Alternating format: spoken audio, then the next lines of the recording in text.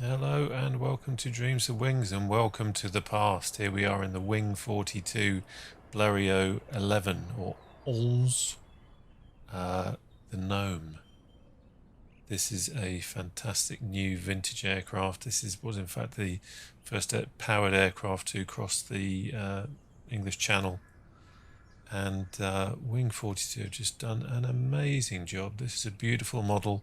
This is very much old school aviation back in the days when we were learning to fly literally by taking machines like this up into the air and seeing what happened and learning the hard way and learning the dangerous way, which is kind of what we're going to do now.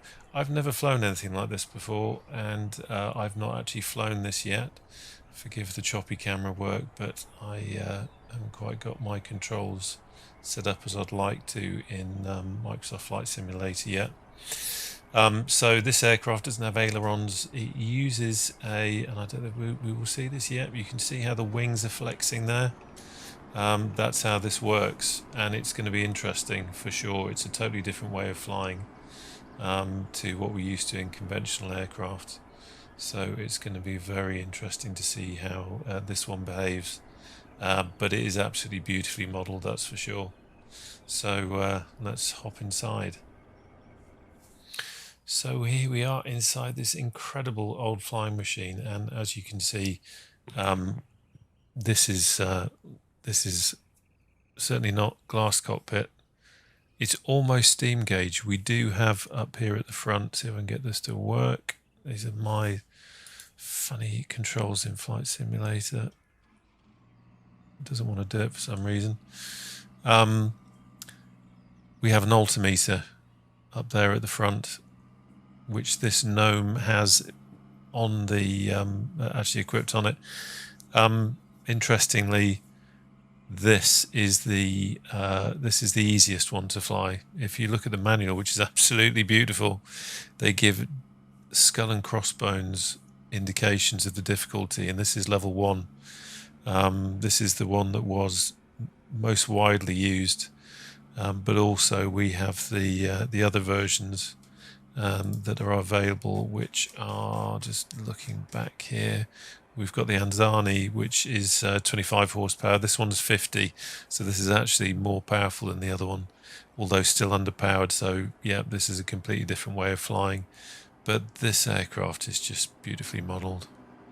This isn't a review, by the way. This is just my first impression, but it's just stunning. It really just does go back to an era when flying was very new, and just this simple method of flexing the wing to try and get directional control gives you an idea of just where we were at this stage. But Bleriot got across the channel in it, which wow, brave man. So anyway, let's get us started. Let's get to the page in the manual. There we go. So I'm just going to set the chocks. Just hop outside. I don't think the chocks are set yet. No. So I'm going to set the chocks. Hop back inside. We're going to turn. Put both fuel valves on. Just checking it. Operate the fuel. Yep. Let me operate the fuel hand pump. Now, something I love about this, because I did have a play with the controls, is that now it's simulating the pressure building up because it's taking more mouse movement. I don't know if you can kind of see that, but I'm really having to drag the mouse along, and that's because the pressure is now built up. I'm now going to use the mouse wheel just to close that off. I need to change that so it doesn't do that. There we go.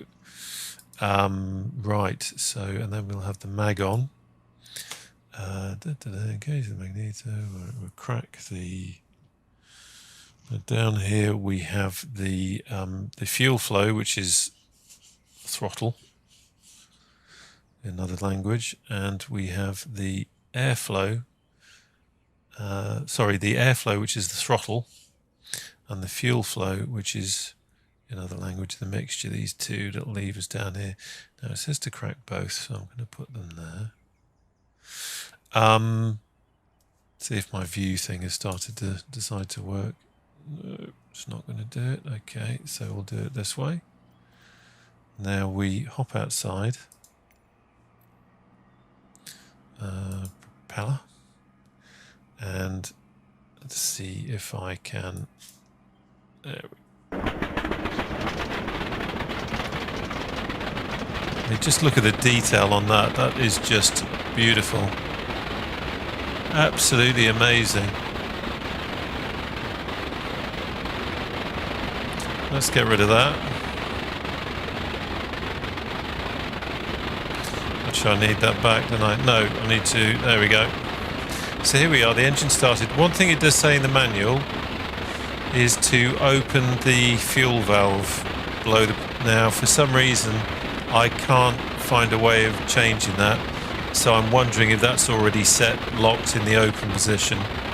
But no matter where I move the mouse around, I can't seem to change that.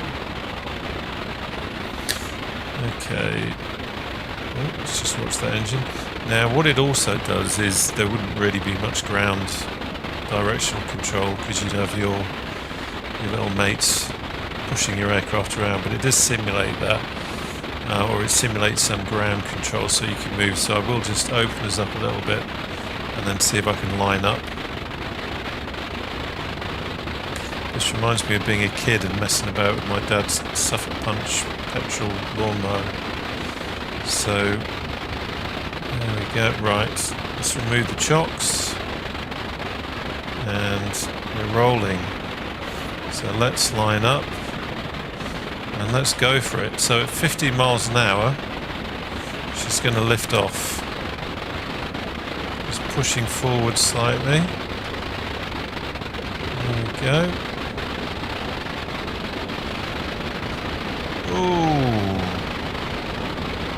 Well, that is very different. There we go, we're airborne. So. Oh my god, this is so beautiful. Look at that shadow. Look at that. So, how does this feel? This feels like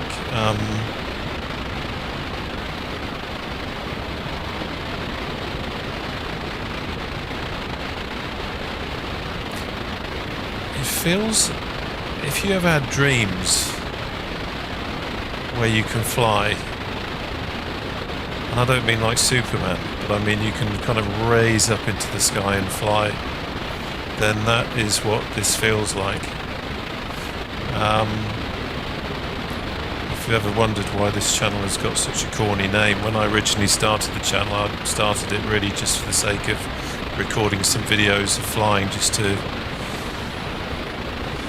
have recordings, but also to monitor how I was flying.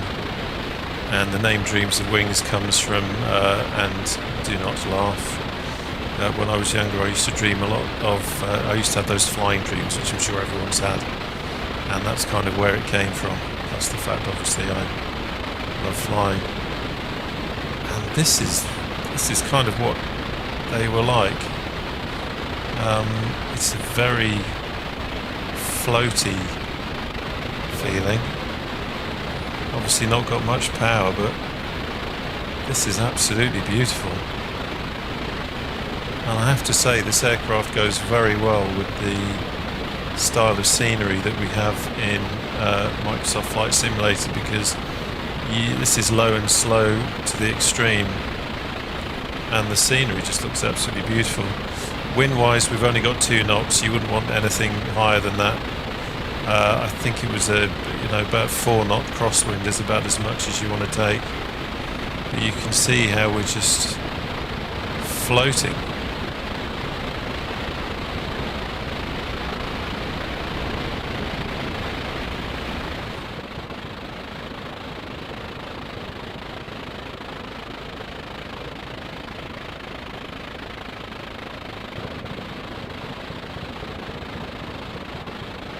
Oh, I do miss chase plane.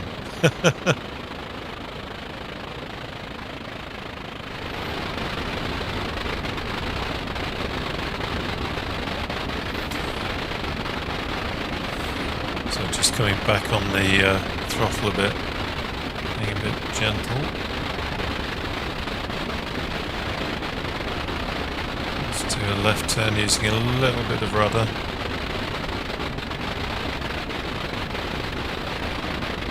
Very interesting.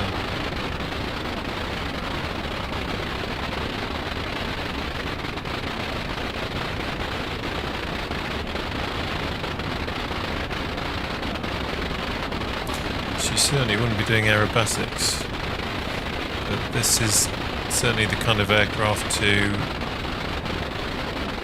float over some nice scenery in.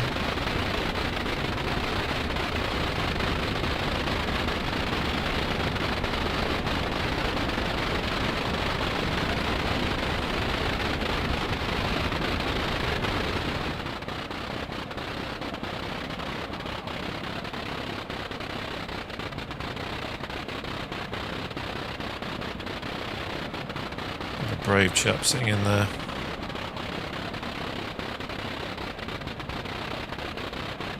Love that engine sound.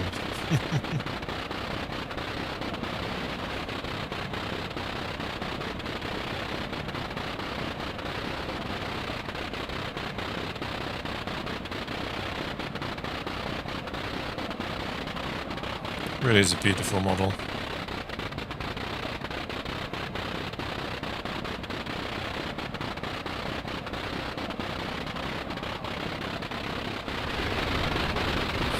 Okay, so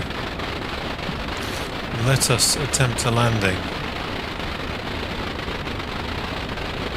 So let's just have a look in the manual, see what it says about landing.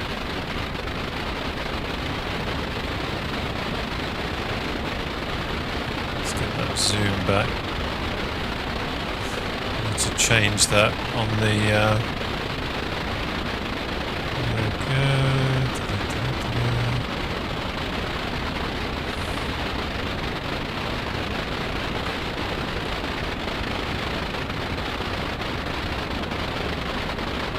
okay, so we're going to use the air control and the fuel control to slow us down, and also potentially we're going to use the ignition switch, presumably to temporarily kill the engine.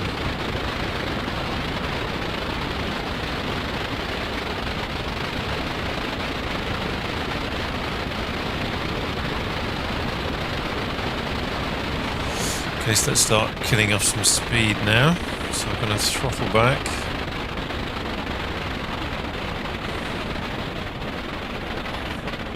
Gently bring it round. Some rudder in.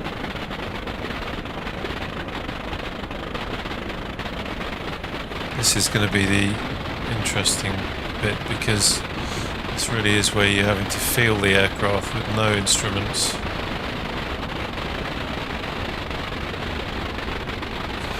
Bringing back the mixture a little bit. Not sure how much effect that has on it.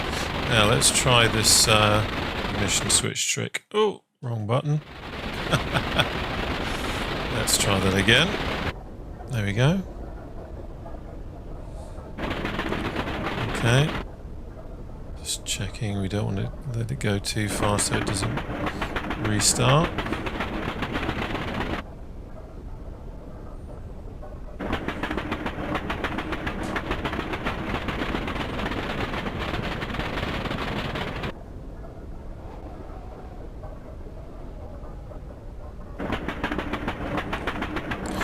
No idea if I'm using this the right way, but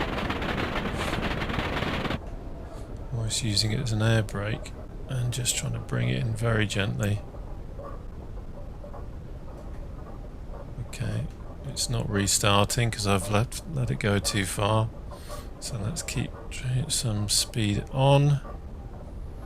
And now let's try and flare a little bit. And we're down. So, as with all test flights, we learn a lot. And something we learned there as it says in the manual, is not to mess about with the engine too much when you are using the ignition switch to slow it, because effectively what happened there, I allowed the engine revs to get too low, and let's get rid of that menu, get out of the way. We'd allowed the engine revs to get too slow, and then the engine wouldn't restart. So luckily we were pretty close to the airfield, close to the runway, that I didn't do myself any damage. But that yeah, you see I haven't got my camera set up properly. That could have been quite interesting. If I'd done that further out, then we would have been toast. But there you go, very interesting aircraft, beautiful flight model. They really have done a great job with this. It's very good to fly. Feels it just feels like it's floating. You really do have that sense of not a great deal of power at your hands, but very much a sense of flight in that kind of old form. And I reckon this is probably great for doing some scenic trips where you're just doing low and slow, looking at the scenery and just enjoying the flight. But you ain't going to want to do it on any windy days, or certainly any stormy days. But nevertheless, for me, this is the first third-party aircraft I bought for Flight Sim 2020. And for me, it will be a great aircraft just to have a bit of fun, do some sightseeing, and just get a sense of that real kind of old school aviation. But they have done a cracking job with this. It's lovely. Anyway, something a bit different, and you'll be seeing some more of this in the future on the channel. But thanks for watching.